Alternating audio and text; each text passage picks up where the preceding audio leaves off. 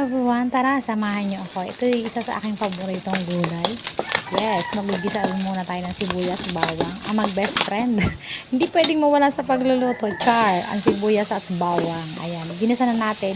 Yung ating giniling, ginisa muna natin hanggang sa medyo matusta at lumabas yung sarili niyang mantika. At doon na natin gigisahin yan. Hindi na tayo nag-add ng mantika dyan. Kung ano lang yung mantika ng giniling, yun na lang ang ating isinama dyan sa paggigisa.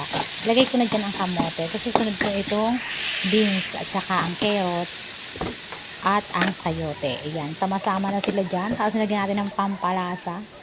Kailangan may konti lang ang asin. Dahil kasi yan naman ating titikman pa maya-maya. Saka lang tayo mag-add ng asin kung kulang. Pero sa akin kasi mas okay ang matabang ang luto. Ayan. Tapos ilagyan na natin ang ating pasibol. Gigisahin din lang yan natin. Hindi natin sasabawan masyado kasi may nasabaw na ang ating pasibol. Konting-konti lang ang sabaw niya. Ayan, at luto na. Pinaligmig lang natin siya ng 1 oras at babalutin na natin siya sa wrapper. Giniginaw, char. Kaya ating babalutin sa wrapper.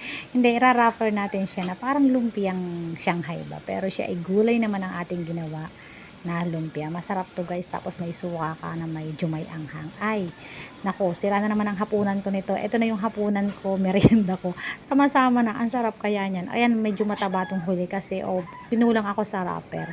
Ayan, ito na lahat yung ating nagawa. Tara, tayo magluluto at kakainin natin itong meriendang lumpia.